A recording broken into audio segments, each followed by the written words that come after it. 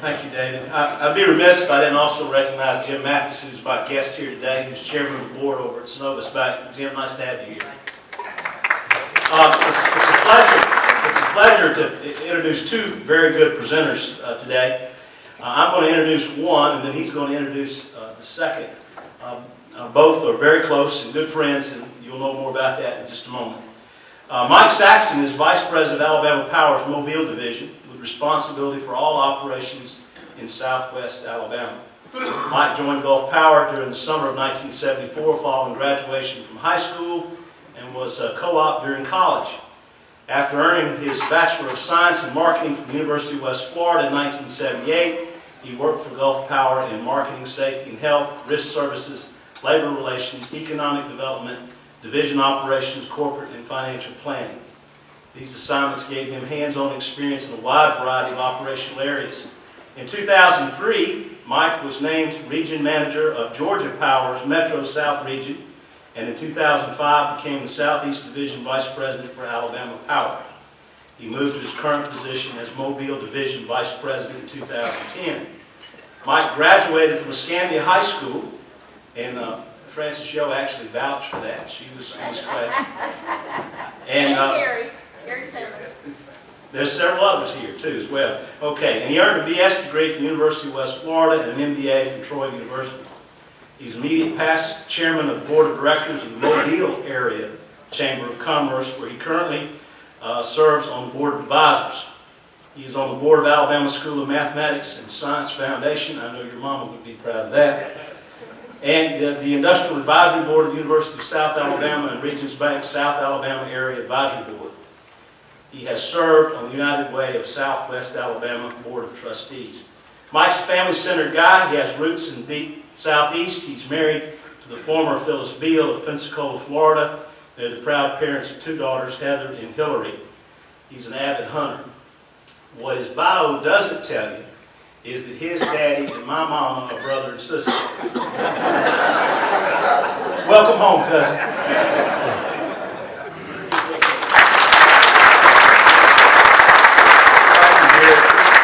Makes you kind of nervous when somebody that's known you since the good Lord breathed the breath into you that I might introduce you, but he did well. And Mr. Awesome, thanks for loosening up the crowd for us today. Okay, appreciate that. Boy, what a guy! What a guy! Hey, I'm delighted to be here today. It's great to see so many familiar faces and kind of be back home. It's been about 13 years ago, I guess, when I first left Pensacola. Jerry asked, he mentioned that I'm the immediate past chair of the Mobile Chamber. In fact, the job I had here, I believe, back in 2001, if I remember correctly.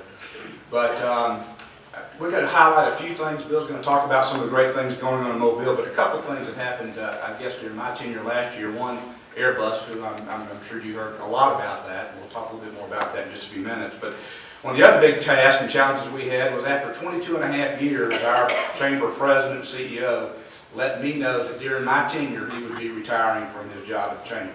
I thought, thanks a lot, my friend. But, you know, we took that challenge on. He told me that, I guess, late 2012. We put together a group of previous past chairs, the mayor, the chairman of our county commission, and we went to work trying to identify the next president CEO of our chamber. With all the momentum that was going on in Mobile, we knew absolutely, without a doubt, we had to make the right choice. So at the end of a very exhaustive search over the course of about a year, we arrived at our new president CEO, and we could not be more delighted. Bill Sisson is the new president CEO of the Mobile Area Chamber of Commerce. Prior to coming to the chamber, he worked 5 years for the Mobile Area Airport Authority, and prior to that, he was the lead economic development person at the Mobile Chamber. He earned his master's degree from the University of Alabama, and a bachelor's degree, I heard somebody back there, and a bachelor's in business administration from James Madison University in Harrisonburg, Virginia. He also holds a diploma from the Institute of Organization Management and is a graduate of Leadership Mobile and Leadership Alabama. Bill is a member of the International Economic Development Council, the Economic Development Association of Alabama, the Southern Economic Development Council, and Rotary International, and also serves on the board of directors of UMS Wright and the University of South Alabama's Real Estate Advisory Board. Please join me in welcoming Bill. Bill?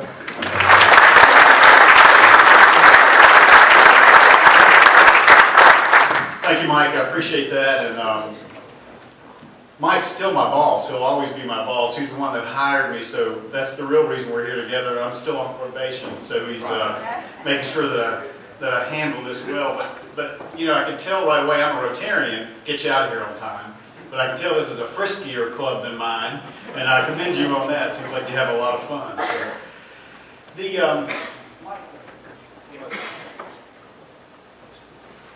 the first slide here is, and I've got a few visuals to keep me moving quickly, and I'll go through this quickly, and of course we'll take any questions that you have. But that first slide, of course, is an aerial of downtown Mobile, which is thankfully changing. In fact, one of the first things I did when I got back to the chamber was orchestrate changing the photograph in our atrium in the building, because the skyline continues to change. We have a new maritime museum that's coming in soon, but I have to commend you on your downtown. Did a little driving around when I got here, and every time I come, I'm just amazed at how much development there is. You've done an excellent job. We're a little behind you, candidly, but we're getting there, and I'll talk about that in a minute. We're seeing some downtown development as well. But I do commend you on your landscape plan, your bike trails, your ballpark, all the development. You've done an excellent job. But again, we are seeing our downtown evolve as well.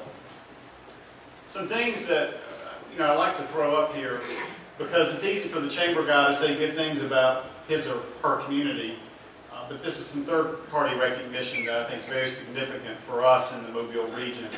In particular, we've been ranked several times.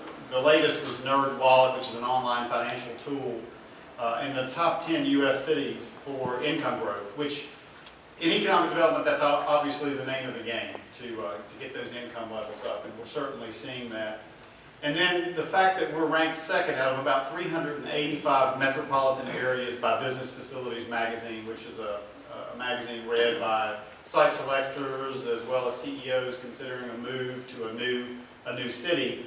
We're ranked second out of 385 metros for our economic growth potential over the next few years. And of course, they point to the Airbus final assembly line as a true engine for that. But we're looking forward to that, and that will obviously have a regional effect. And that's why we have the corridor, our aerospace corridor, which includes obviously Pensacola. That growth is going to be across the entire middle region of the Gulf Coast. So we're certainly looking forward to that. A couple of things about the Mobile economy in particular that we see as bragging points.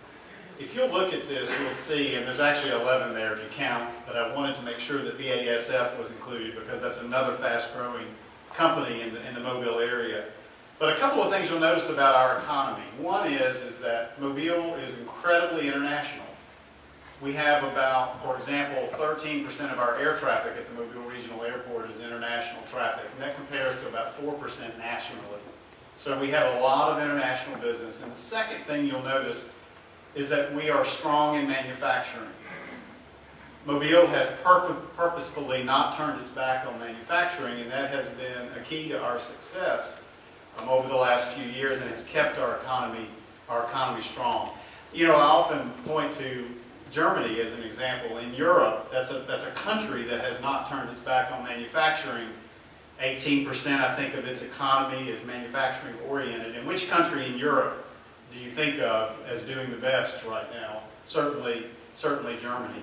And we have a number of German companies that have headquarters in Germany, but locations in the Mobile region. This just gives you an idea of just how international our economy is, and we're proud of that, and that's something that we want to continue. That foreign direct investment has helped to keep our economy strong. Of course, like you, we have exceptional logistics. This is something, and Scott Luth can tell you, in the name of the game right now in economic development is logistics, because the margins have gotten so thin that logistics can be a differentiator for a community. In Mobile, we have arguably some of the best you'll find anywhere. I often even tell people, besides the fact that we have water to the south of us, which some people point to and say, well, your logistics are not that good, that is more than mitigated by the fact that we have a deep sea port. A lot of communities cannot cannot boast that. So that's very helpful as far as logistics are concerned. And even then, again, we share this with you, the drive time to the majority of the United States is within pretty close proximity. So it makes us very competitive from a logistics standpoint. Mobile also is served by 5 Class 1 rail, which are the largest. Very few cities can boast that sort of rail service. In fact, most communities are happy to have 1. And Mobile has 5 that hub at our port, which is right next to a tremendous inward waterway system. This is something that when we do deal with international prospects, they're most amazed is that we have that network all flowing into the Mobile Bay. And then, of course, our cost of living. This is a differentiator for us as well, because at the end of the day, people have to live in your community, and the fact that we're so competitive and offer every sort of lifestyle you can imagine, whether it be a historic neighborhood or a suburban cul-de-sac neighborhood, or in the woods or on the water, at the beach, it's all available in our region. I pointed to Airbus a moment ago, the final assembly line, as a driver for our economy. It certainly has been transformative for our community. I'll tell you a little bit about it and, of course, take any questions that you might have. This is an aerial of the Brookley Aeroplex, which is where the final assembly line will be located. The site is in the middle of those 2 runways. And I'd just like to point one thing out to you here, and that is that Airbus is going to be using about 1/4 of their land that they have available for this first phase of the project, which is about 1 million square feet under roof. The significance of that is that they have a lot of room for expansion. And I think that is certainly in their plans. As they get a foothold here in the United States, they will be able to expand not only the 320, but look at other assembly and manufacturing as well at the Brookley Aeroplex.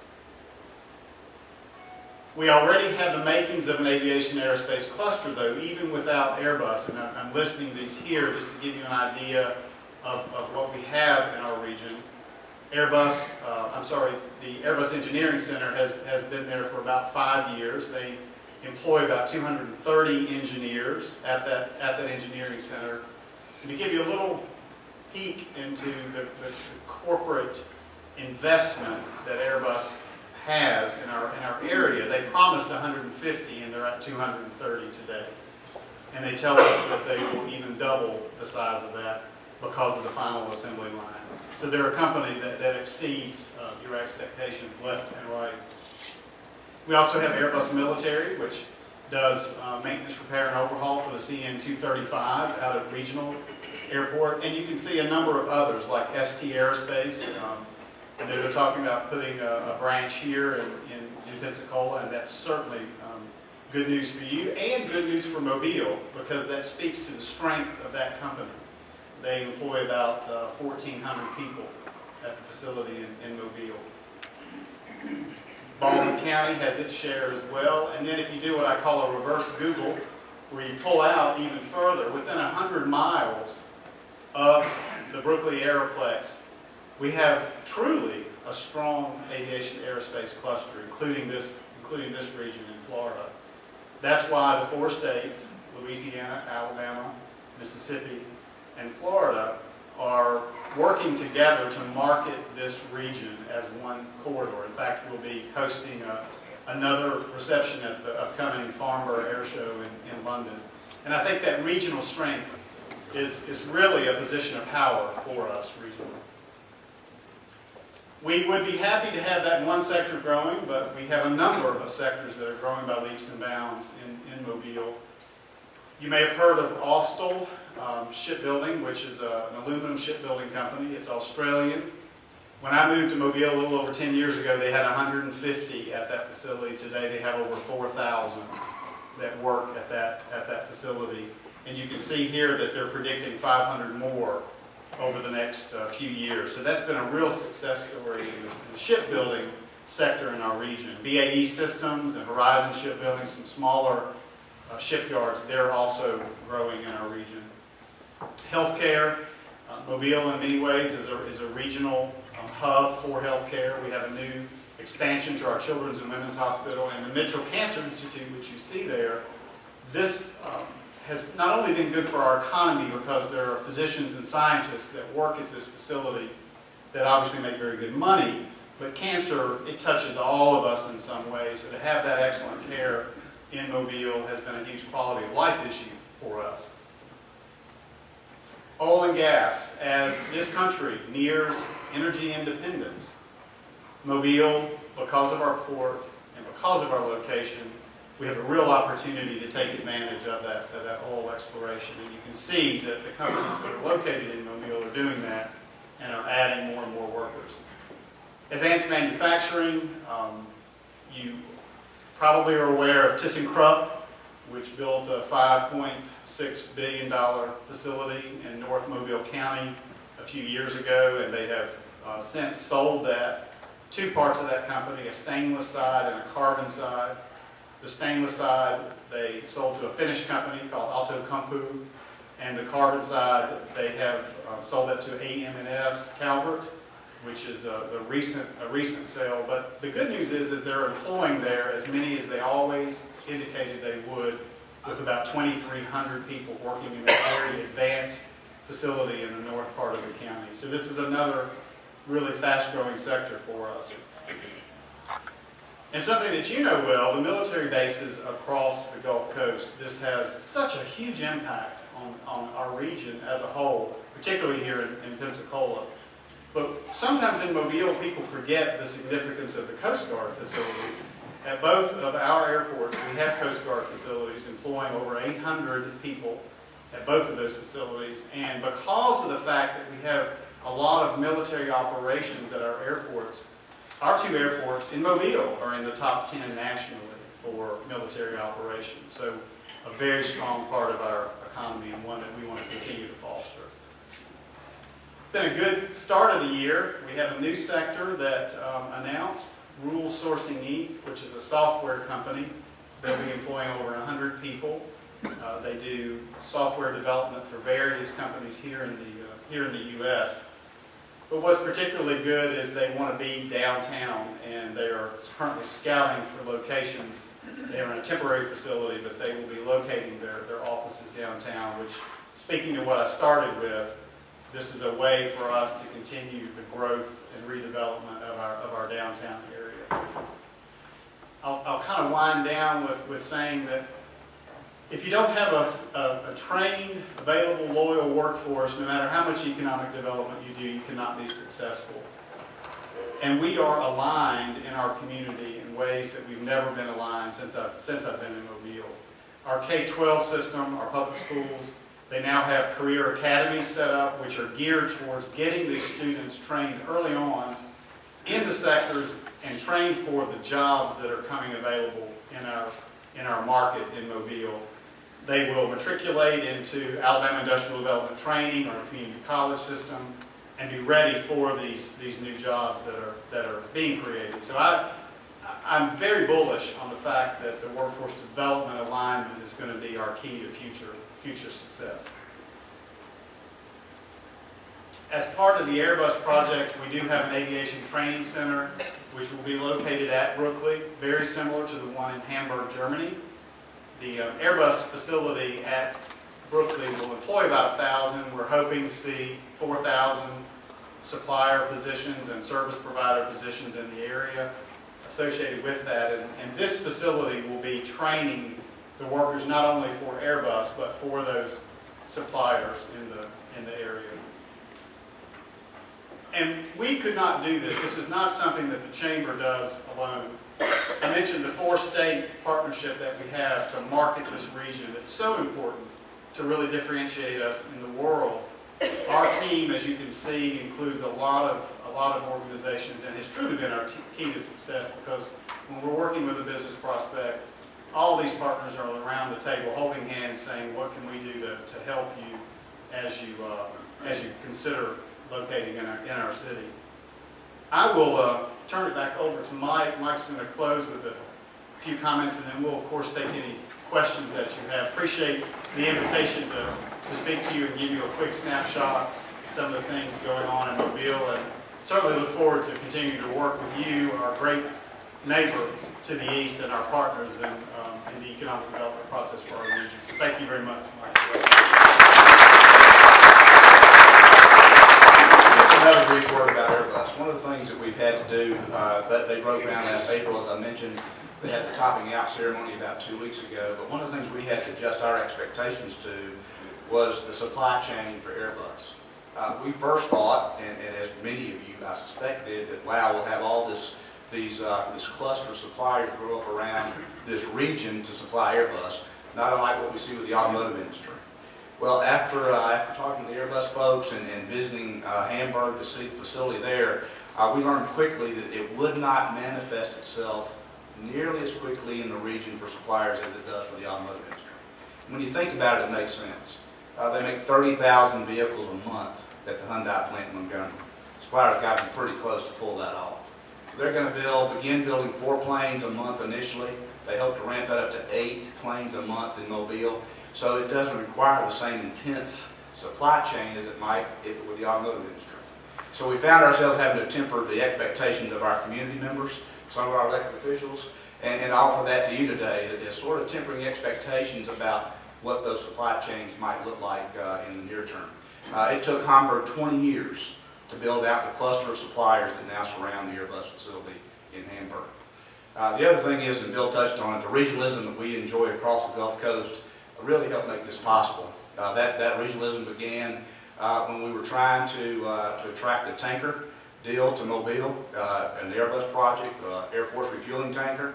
They won that project twice, and it was taken away from them twice. So thankfully, the relationships that had been built over the years with Airbus, they made a commitment to Mobile and said, if we ever do anything in the U.S., we'll do it in Mobile. And just a few short months later, they came to us and said, we want to assemble planes. The very, very popular A320 in Mobile.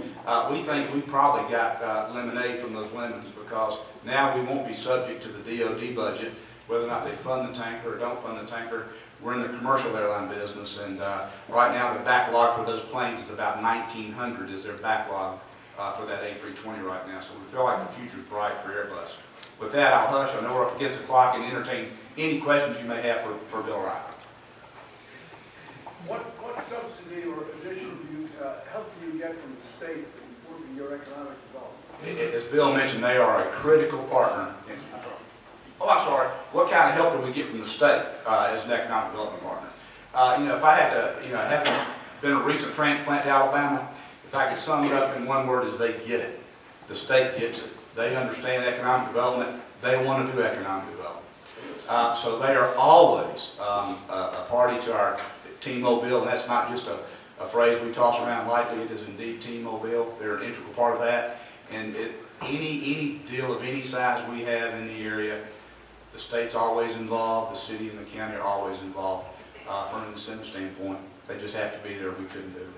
So they're a critical partner. That's all right. Hey, Greg. Mike, good to see you back here again. It was interesting for me a couple of years ago. I went down to something with the Florida Association of Counties, and they were talking about regions, economic regions that essentially have nationals. They had them all marked all across the nation. It was very interesting that almost every other part of Florida, except for Northwest Florida, was in a region that took the whole peninsula and went up and took in Savannah and Charleston. Then there was another region, most of Alabama, that goes over to Atlanta and up to the Piedmont to Charlotte. However, our region that we're in, and you guys are in, is a totally separate region of anybody else with our states. We have a region that goes really along that Gulf Coast of Louisiana. The problem is we deal with 4 different state jurisdictions. I see Restore was a huge benefit at the beginning to have that discussion. My question to you is what are your thoughts on how we work forward? Because that's our region. I mean, whether we like it or not, we have our region defined for us. Yeah. How do we work together in that region? That's a great question, and the word regionalism sounds really easy. You think, gosh, we ought to just be able to sit down together and do that. Well, anybody that's been in the economic business very long knows that it's very competitive from state to state. So here's where I think the regionalism works. Whenever there's an Airbus supplier that's looking to come to the U.S., let's say, it ought to be the region's job to make sure they locate somewhere along the Gulf Coast.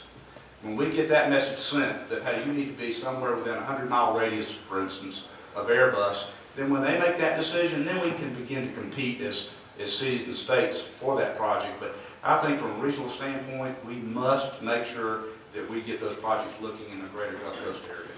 And the Aerospace Alliance is doing a great job doing that, which Pensacola is part of.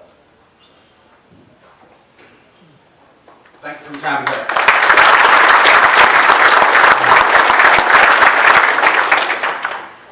I have to tell you, the week after I was asked to serve with the chamber, my first visitor was Bill Sisson and Mike Saxon. And we were talking about collaboration then. I really appreciate we continue that dialogue. It is a lot easier to talk about than to make happen, but they are committed, they get it, and we're working together, and I'm very proud of our friendship as well as my kinship. With that, I'll give you some of our fine shine.